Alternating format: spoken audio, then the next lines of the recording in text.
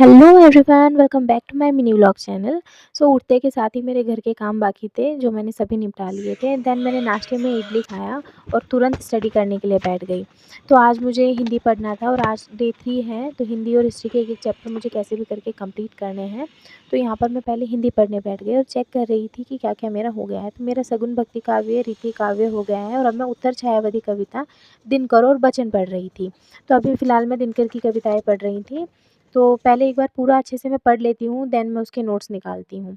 तो यहाँ पर पढ़ते-पढ़ते ना हिंदी का कम से कम 1 घंटा हो गया था और मैं पढ़ाई करते वक़्त ना हिंदी को सबसे पहले इसलिए चुनती हूँ क्योंकि हिस्ट्री में ना सिर्फ़ पढ़ के लिखना होता है, लेकिन इसमें दोहे होते हैं जो कि समझने होते हैं। हेलो गाइस, मैं अभी हिंदी का चैप्टर हरिवंश राय बच्चन पढ़ रही हूँ। तो उन्हें उन्हें पढ़ते-पढ़ते ना मैंने उनकी एक लाइन पढ़ी और आपको पढ़कर सुनाऊँ, तो आप सुनिए इसे, ठीक है? जीवन में कुछ बातें ऐसी होती हैं जिन्हें हम भूलना चाहते हैं और कुछ ऐसी होती हैं जिन्हें हम याद रखना चाहते हैं। हम उन बातों को भूलना चाहते हैं जिनसे हमें कष्ट पहुँचता है, दुःख पहुँचता है और हम दुखी हो जाते हैं। इसके विपरीत जिन बातों को याद करने से हमें खुशी मिलती है, उन्हें हम बार-बार याद करना चाहते हैं। कवि हरिवंश राय बच्चन ने भी अपने जीवन में अनेक उतार-चढ़ाव देखे हैं, जैसे कि हम सबकी लाइफ में होते हैं। अपनी स्मृतियों को, मधुर और कटु अनुभव को उन्होंने इस कविता में पिरोया है। सुख और दुःख दोनों ही पक्षों की सुंदर अभिव्यक्ति इस कविता में मिलती है। इसी बेस पर उन्होंने जो कविता लिखी है वो मैं पढ़ रही थी। क्या भूलूं क्या याद करूं मैं, अग्नि उन्मादों के क्षण हैं, रजनी की सूनी घड़ियों को किन किन से आबाद करूं मैं, क्या भूलूं क्या याद करूं मैं। याद सुखों की आंसू लाती, दुख की दिल भारी कर जाती, दोष किसे दूं अब अपने से अपने दिन बर्बाद करूं मैं, क्या भूलूं क्या याद करूं मैं।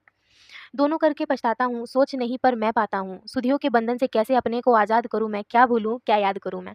बहुत ही अच्छी कविता लिखी है और मैं सच्ची में बहुत इंस्पायर हुई उस कविता से। तो इसी के साथ मेरा हिंदी का जो चैप्टर है वो कंप्लीट हो गया था। देन मैंने हिस्ट्री की पढ़ाई चालू कर दी थी। हिस्ट्री का जो चैप्टर है मुगल शासनकाल, वो मैं पढ़ रही थी। वो बहुत ही ज़्यादा लेंथी है, मैं लगातार 3 दिन से उसे पढ़ रही हूँ, लेकिन वो कंप्लीट होने का नाम नहीं ले रहा है क्योंकि उसमें भी एक अलग-अलग चैप्टर्स दिए हुए हैं।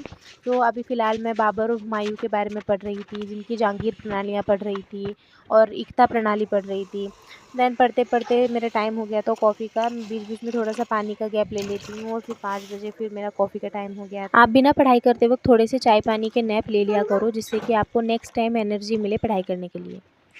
देन फिर से मैंने अपनी हिस्ट्री की पढ़ाई चालू कर दी। तो आज मेरा डे 3 का चैप्टर हिस्ट्री का और हिंदी का पूरा कंप्लीट हो गया है। अगर आप वीडियो में नए हैं तो प्लीज़ चैनल को लाइक, शेयर एंड सब्सक्राइब करें। Bye bye.